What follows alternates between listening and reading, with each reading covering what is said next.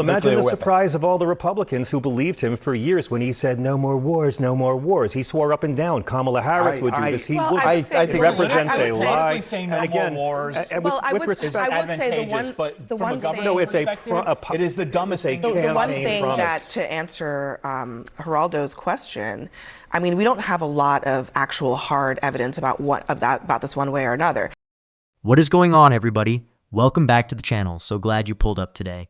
This one is a roundtable that turns into a full-on collision over the war with Iran, and the temperature in that room goes up fast. On one side, you have John Fugelsang refusing to let the talking points slide, hammering away at the missing evidence and the broken promises behind this whole thing.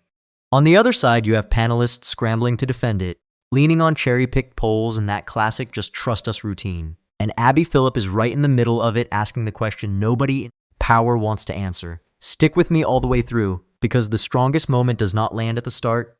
It sneaks up on you near the back half, and it is absolutely worth the wait. While you are here, do me a favor and drop a comment telling me where in the world you are watching from. I genuinely love seeing how far this community reaches. Alright, enough from me, let us get into it. People are questioning the war, but the polls show that it's pretty widespread. It's not like a niche thing just among Democrats on Capitol Hill.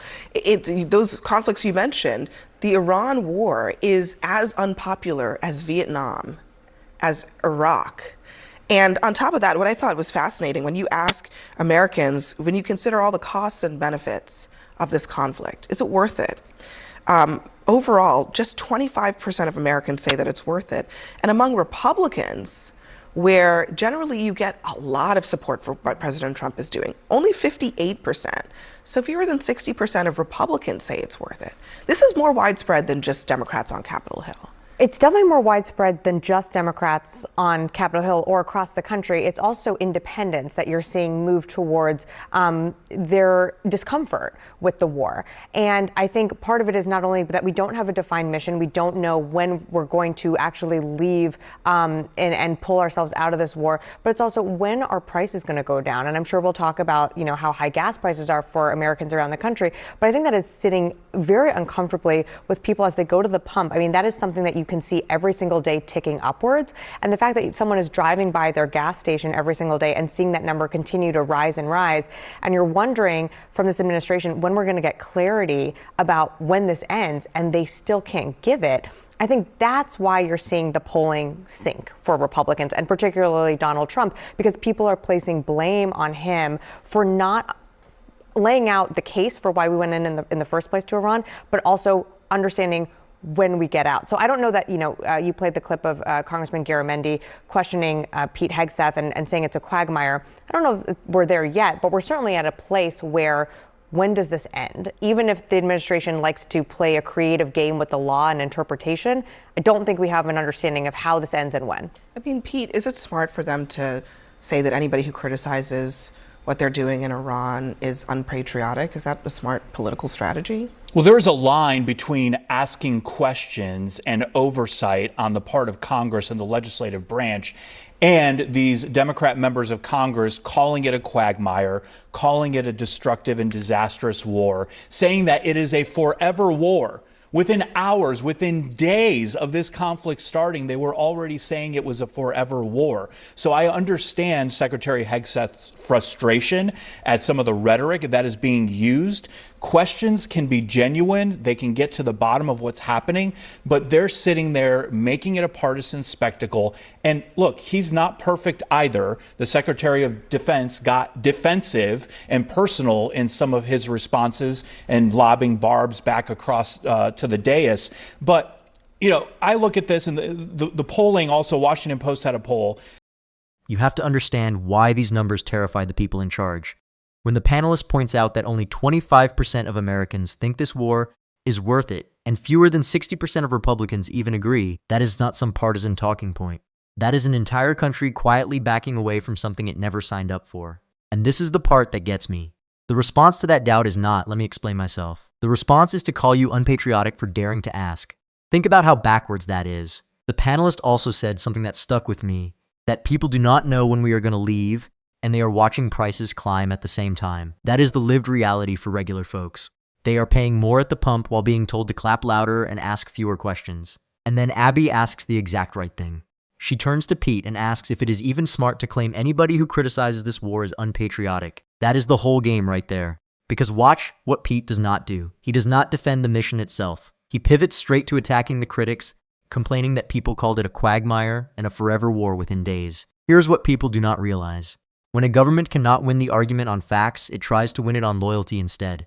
It makes asking a simple question feel like betrayal. And the second you accept that, you have handed away the single most important thing you own as a citizen, which is the right to demand an answer before your money and other people's lives get spent. But I look at this, and the polling also, Washington Post had a poll that showed 79% of Republicans said it was the right decision. So there's been all this talk about erosion among the Republican base, the MAGA base, but they still stand with President Trump. They believe it was the right decision. I would also point out that the very nature of conflict is opaque. That is just the way conflict goes. And there's a balancing act, but there's a balancing act between disclosure and concealment. And that is one that every administration has to balance.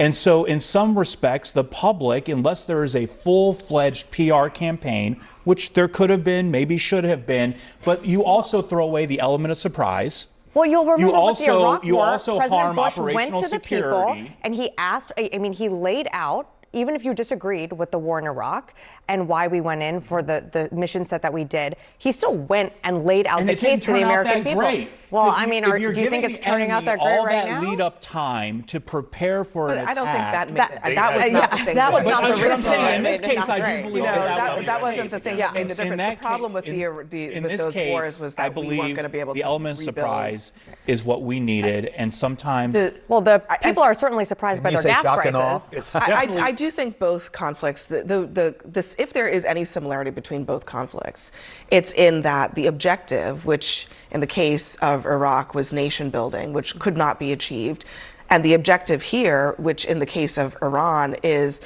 sort of a rehabilitation of the nation, perhaps. They have no nuclear weapons, they stop funding terrorism. It's unclear if that's going to be achieved either. That's the only similarities between the two. No, the greatest things. similarity is that both of these conflicts were built on lies. We had a functioning nuclear deal with Iran. Barack Obama is probably the first person to ever earn his Nobel Peace Prize a few years after he got it. But many nations came together to form this nuclear deal with Iran, and our military swore up and down for years that Iran was complying with the deal up until the moment Donald Trump tore it up. So if you're going to come out here and say we have to do this war because we can't let them get a nuke after this is the same team that tore up the deal keeping them from getting a nuke, they're essentially saying you have to believe our military was lying for years. Now watch how the defense shifts the second the polling gets uncomfortable. Pete jumps to a different number.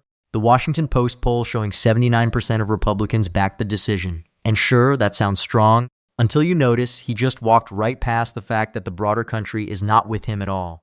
Reaching for the one friendly number is exactly what you do when the full picture is against you. Then comes the line that tells you everything. Pete says there is a balancing act between disclosure and concealment, and that you throw away the element of surprise if you explain yourself. Let me break down why that matters. That is a polished way of saying, trust us, we cannot show you the receipts. And we have heard that exact script before. Here is the part people forget. Back in 2003, the public was told there was rock-solid intelligence about weapons of mass destruction in Iraq. The entire case for that war rested on it. Those weapons were never found. The intelligence was wrong, and a whole generation paid the price. So when someone tells you to surrender your right to evidence for the sake of surprise, history is screaming at you to slow down.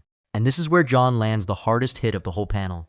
John points out that our own military swore for years that Iran was complying with the nuclear deal right up until this administration tore it up. So if they now insist we must go to war to stop a nuke, John says they are essentially asking you to believe the military was lying for years. You cannot have it both ways.